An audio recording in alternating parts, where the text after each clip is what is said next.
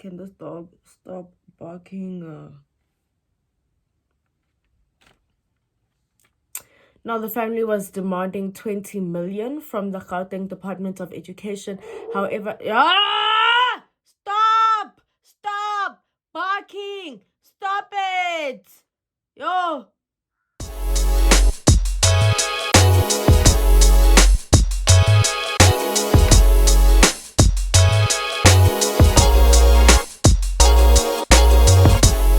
Hey guys, welcome back to my YouTube channel. My name is Baki Sakhale and I am back with yet another true crime case. This case that I'm about to cover today, I've actually been meaning to cover for a very, very, very long time. Like a very long time. I just don't know why I never got to it. And I remember actually like following this case at the time that it was happening. And there's just so many things that happen in this case that really bother me. Like, I think maybe that's why I also haven't done it in so long, because it's not even, well, it's not even really concluded, or it's reaching a conclusion. But there's just been so much, I don't even know what to call it. Like, there's just been a lot going on with this case. And like, I think it also just like reminds you of how like almost bad the justice system is in South Africa. So it's really just one case that really just, yeah. And it's not even one of those cases where like someone is like hunted down and murdered or kidnapped or anything like that. I also think maybe this case like touches my heart the way that it does, because at some point in time, we all, well, most of us, I guess, have been in this situation. It's just that we were fortunate enough, I guess, to make it back home, whereas this individual was not able to make it back home. So without, last time in my last video, you guys were busy laughing at me. Further ado, but yeah, without any further ado, I actually have to Google what it says, but I think it's without any further ado. Let's get into today's case. Now, in the year 2020, in less than 2 months, just in the beginning of the year, at least about 20 student deaths had been recorded. And that is just like a little, like, it gives me goosebumps. It really gives me goosebumps. I think that was even like an indication that the year was about to be like COVID stuff. Well, not COVID, but like it didn't start off as a good year. So just to put it out there, in the year 2020, in the first 2 months, there had at least been 20 student deaths that had been recorded. By student deaths, we're talking about like primary school and high school, not varsity. So we're talking about like that.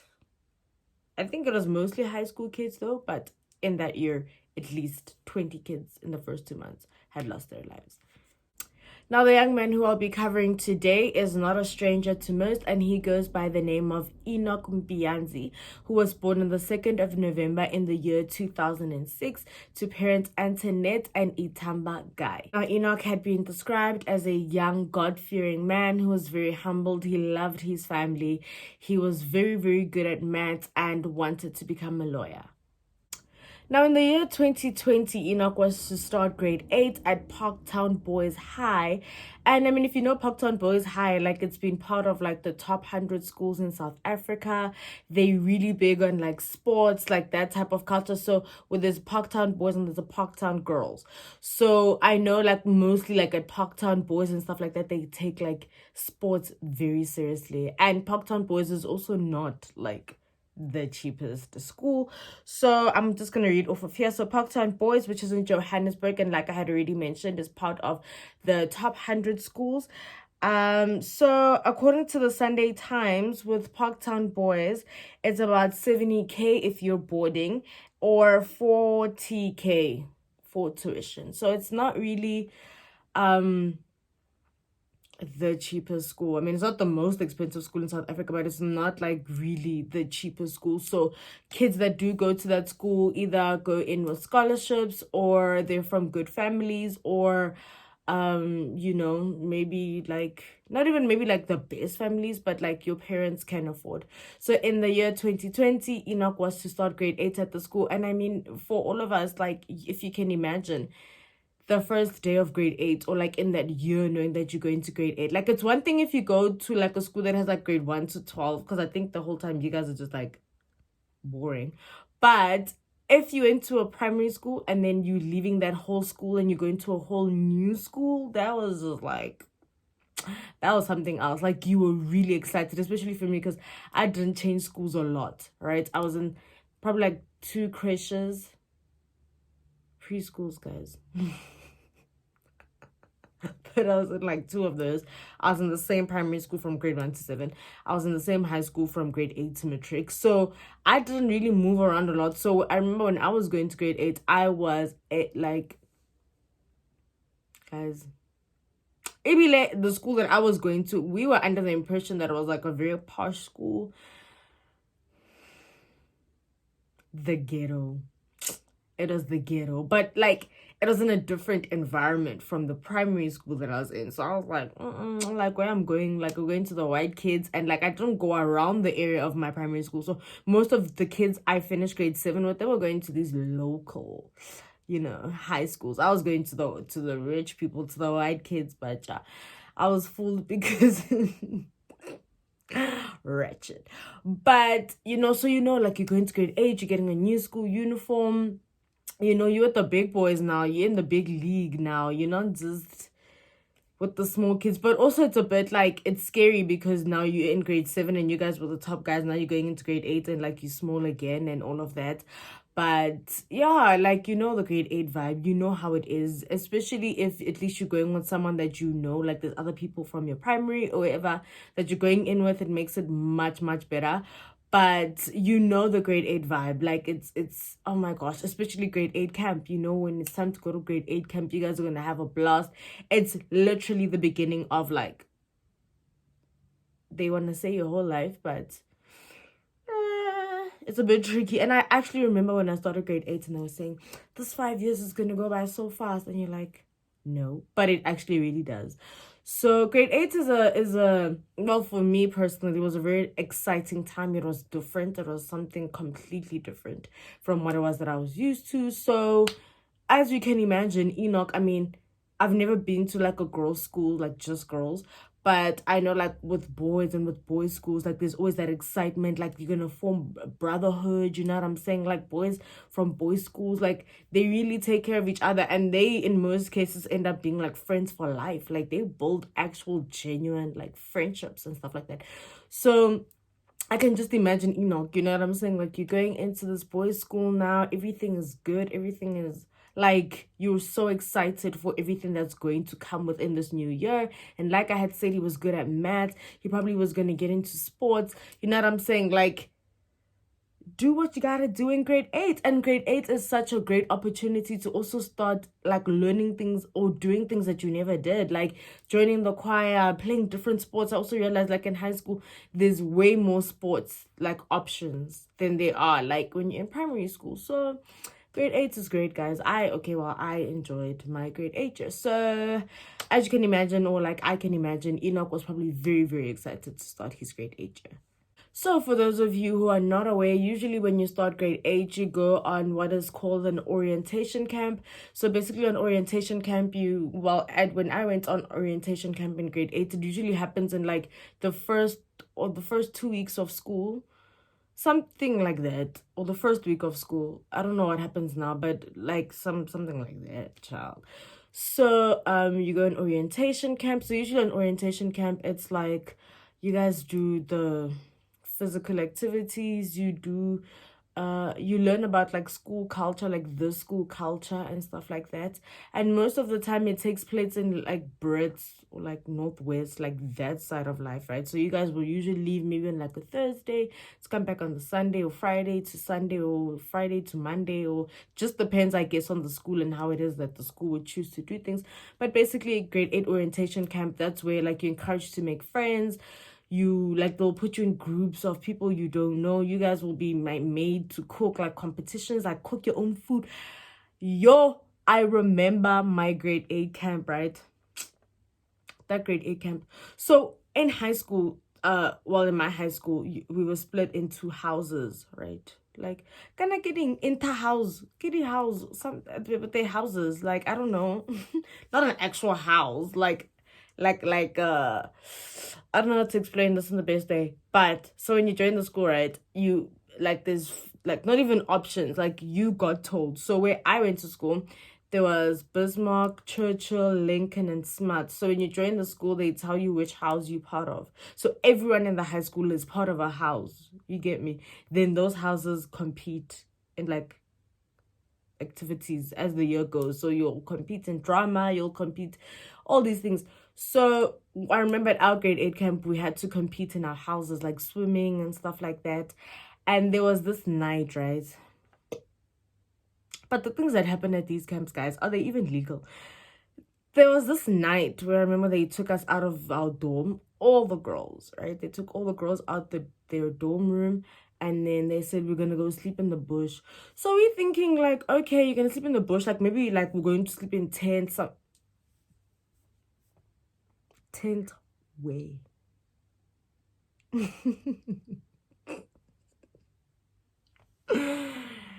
Kiri, tent way.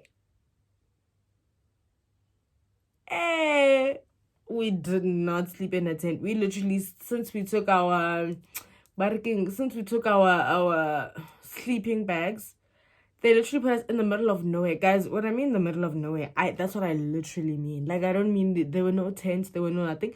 We were just walking in the night. We got to a point where we stopped and they were like,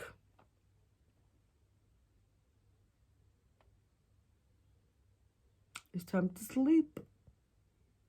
So me and my one homegirl, we decided to sleep not too close to the fire, but close enough that if anything like got into your sleeping. But guys, and I am terrified of snakes. Like, give me anything else, babes. Give me, I don't know, anything else but a snake. And I'm thinking in my head, if this snake gets into the sleeping bag, yo, I don't even think that's legal. I don't think, did they even tell our parents that they're gonna put us in the middle of a bush? So like we put tissues in our ears and our nostrils so that like things don't like, but you can't put too much tissue in your nostril because then you have to breathe with your mouth, and like that's even worse because if something gets into your mouth, clean.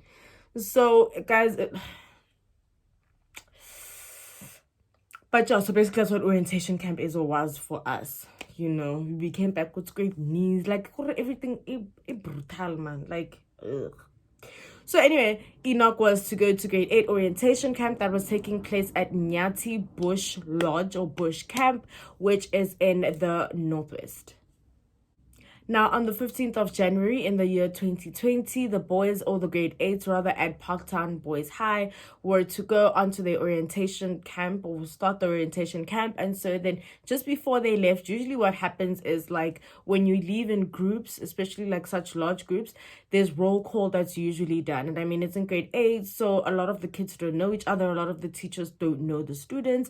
However, upon like getting onto the bus, no roll call was done. And as the story continues, you'll realize as to how it is that this actually became such a huge problem. So as soon as the boys got onto the bus, or just before they got onto the bus, no roll call was done.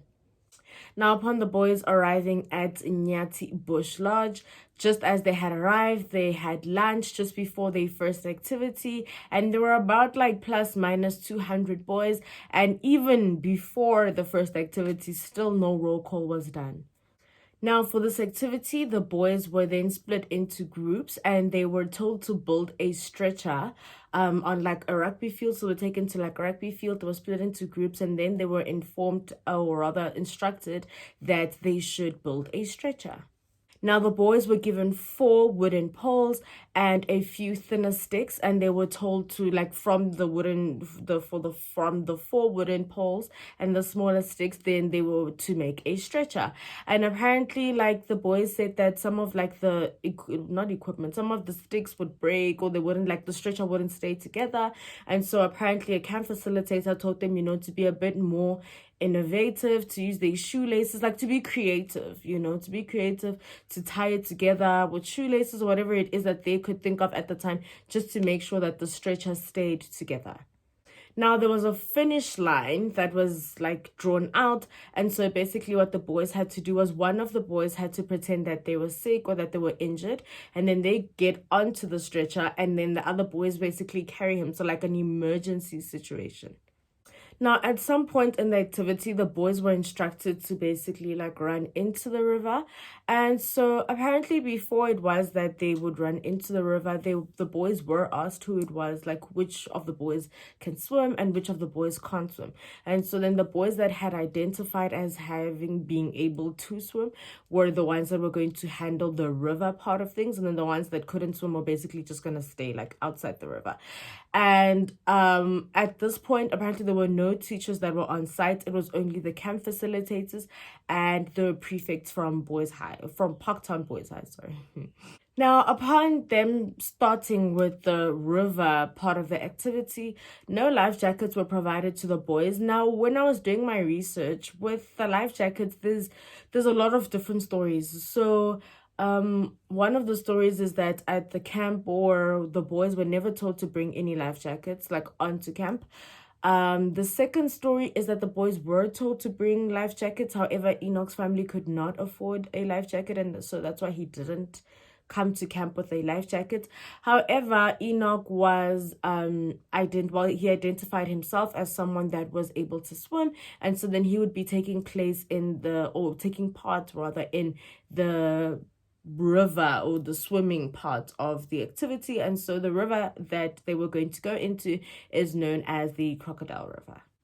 Now, upon the boys getting into the river, they were provided with a black tube, like, those floating tubes to put under the stretcher so that the injured person could get onto it. And then basically they would move from that. So I'm guessing the tube was provided so that the stretcher could like stay afloat and not basically like fall apart. And so then there was a point B, or a part of the river that was identified as point B, where it is that all the boys would basically race to see who it was, or which group rather would get there first. Now, in less than 2 minutes, the stretcher had capsized. Apparently, the river tides were very, very strong that day. And so then in less than 2 minutes, the stretcher capsized. And so that's when like a bit of a panic started to happen. Some of the boys, like now at this point, everyone is just trying to find something to hold on to. And some of the boys were able to get onto the the black tube that they were provided with. And so how one of the boys described it was that they would hang on like to the black tube, and then they would use like their other hand to paddle. Some of the boys were able to be taken out by the camp facilitators, or they were able to hold on to something that basically like got them out of the river. Now, one of the boys that was on camp says that literally when this was happening, he thought he was going to die. Like, that's just how things just went left so quickly. And so he says that he thought he was going to die, and he says that he was in the same group as Enoch and that he was unable to help Enoch, and Enoch was not able to grab like onto anything else, and he was basically like stuck in one place. So like his head would like go under the water, he tried to come back up, but he's basically stuck in one place, like he's not moving, he's just in that one position the whole time. One boy says that he tried to put out a pole so that Enoch could grab onto it. However, the river at this point started to sweep Enoch away. And so most of the boys that had actually seen Enoch start to get swept away, started screaming. Like at this point, you can just imagine like the terror. Like everyone at this point feels like, okay, cool. Like if they don't get out of this river, then there will be like serious consequences. So there were actually a few boys that had actually seen Enoch get swept away by the river. Now, after this, the boys were instructed to walk down a very thorny, like, trail to, like, almost like a hole. And so one of the boys also describes, like, they had to walk through this thorny hill, like, they were not wearing shoes, like, it was just... And, guys, these are real things. Like, I'm telling you, at grade 8 camp, like, these are actually real things. So, like, this is actually very believable that they would walk with no shoes. I mean, we did... sorry to like go away from the story, but just to give like reference or to try and make you understand like that these things are real things. There's a game called, I think, Stalk the Lantern. So basically there would be like a lantern, right? Is it a lantern? Yeah, that lantern. Yeah, like at like far away, so like a lamp basically. And then you have to go in groups in the night. You have to go in groups crawling like in the bushes and stuff like that, you know. And then the first team to get to the light basically wins. And you get poked by I mean, it's in the night, it's in the middle of the night. There's rocks, there's thorns, there's large like high grass. It's a mess. So for them to have to walk through a thorny trail is something that I really actually believe happened, because it actually happens. So upon the boys then getting to the hall, that's when the first roll call was done. Now the problem with this was that some of the boys did not come to camp, right? Some of the boys didn't make it to camp. And so because the roll call wasn't done in the beginning of the camp or when they first started, it's almost, it would be a bit harder to know who actually came and who didn't come to camp, right? So apparently when Enoch's name was called, one of Enoch's friends, or one of the friends that he had just made at camp, lifted up his hand. And so they asked him, they're like, are you Enoch? And he was like, no, I'm not Enoch, but Enoch did come to camp. And then the roll caller was like, no, he is one of the boys that didn't come to camp. And also maybe they wouldn't believe that he did come to camp, because most of these boys just met each other, you know. Sometimes you don't even know people's names, you don't even know this and that, but you never forget a face, especially like, I mean, most of your friends are made at camp. So as much as you may not know someone's name, but as from the moment you guys start your first activities, you know who's in your group, you know, okay, that guy is this guy, you know what I'm saying? So then they were like, no, chances are that he didn't come to camp. Now, during dinner, one of the boys that was in, well, two of the boys that were in Enoch's group decided to approach a camp facilitator and tell them the story of Enoch. Like, he did come to camp, he was swept away by the water. However, apparently the camp facilitator was very rude, he was very dismissive. They even told the boys at some point that no, Enoch probably moved to another group. You know what I'm saying? And my thing is like, even if he did move to another group, guys, what I just said now is a real thing. Like, if you were once in a group with you'll never forget a face. So even if you move to another group, like when we're having dinner, we're all together. So I would see him again, even if he moved to another group. So they were like, no, he probably moved to another group. And they were basically not trying to hear this whole story that someone drowned or someone got swept away by the river. And just before the boys slept, just after dinner, a second roll call was done. The next day, the activities that were planned for the camp resumed as per plan, and they also had a pool activity that they were doing at the camp.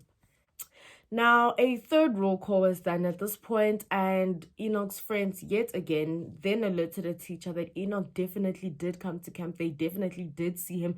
They did meet him. They met his dad as well just before he got onto the bus, and Enoch was missing. It is only at this point when it is that a search for Enoch starts. A facilitator then grabbed a life jacket and went into the river to go and start the search for Enoch. However, the activities with the rest of the boys then resumed. Later on in that evening, the boys that had alerted the teacher that Enoch was missing were presented a picture of Enoch, and they did say that, yes, this is Enoch, this is the boy that was missing. And so then they were taken to the hall where it is that they were interviewed by the police. Now, because of everything that was going on Friday, they then decided to head back to Gauteng, or head back to the school, basically, to end the camp. And one of the boys says that before it is that this happened, they were addressed by the headmaster, who made it very clear that they should not discuss anything with either their parents or their friends about what it is that had happened at camp. Now, one parent, while I was doing my research, had stated that he didn't even know anyone was missing or anything like that was happening. He found out from Twitter when it is that the MEC had tweeted that such a situation had happened. And that's so disheartening, because his own son, you know, was at the camp, and for him to have to find out on Twitter that the camp had to be cut and that someone was missing, is just, I mean, imagine the panic as well. He's not even sure if it's his actual son that's missing or whose son is missing, but for you to find out from Twitter is just, no. Like, I feel that the school really lacked when it comes to this. They should have been the first people to contact every single parent and let them know that there was a child that was missing and that the camp was going to be cut short. Now, on the 17th of January 2020, Enoch's body was then discovered, and he had unfortunately passed away. Now, the manager of Nyati Bush Lodge says that a lot of kids did not participate in the swimming activity and that Enoch was not a strong swimmer.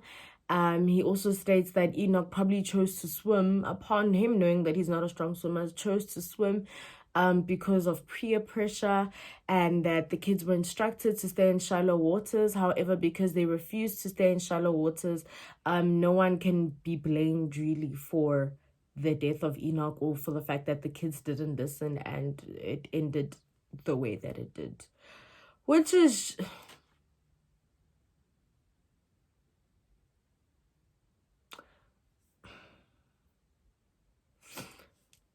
Okay. Now, Enoch's family decided to drive down to the northwest to Nyati Bush Lodge, to basically, they have to go there at some point.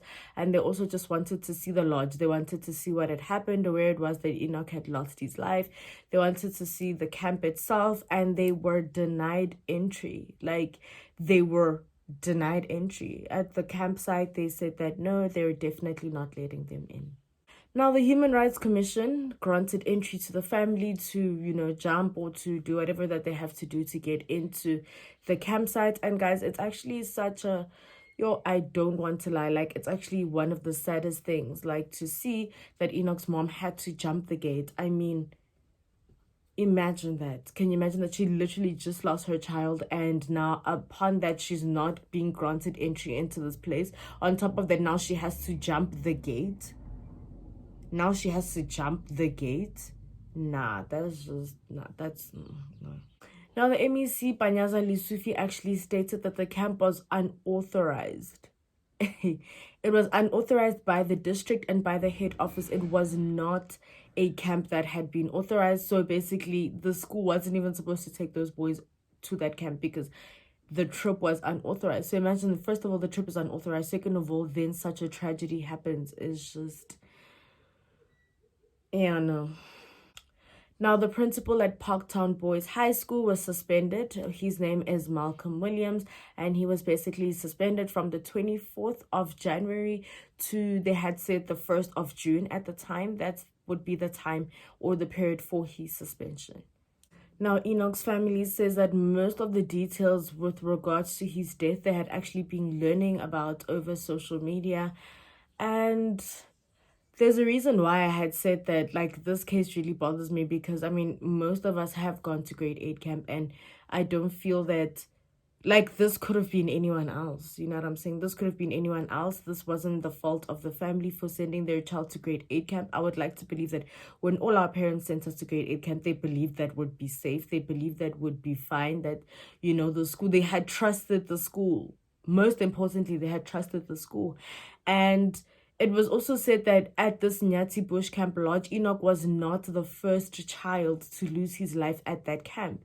I think from the year 1999 to 2000, from there till Enoch's death, Enoch was at least the 5th child to have lost his life at this camp. And so the MEC was also saying that he doesn't understand why it is that schools continue to go to this camp, because he says when he had just entered into the GPS that he wants to go to Nyati Bush Lodge, all these articles of missing kids or kids having passed away came up. And so he just really couldn't understand why it was that schools were still taking kids to this place. And I feel that when our parents probably sent us to grade 8 camp, they probably didn't even know the name of the place.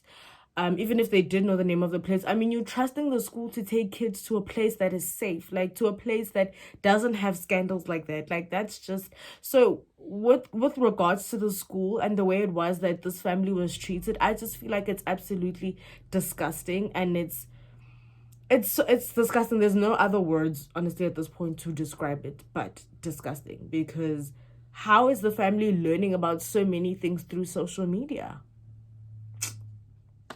Now, a memorial service was held at Parktown Boys High School in memory of Enoch. And I remember just watching the memorial, and it was actually so emotional.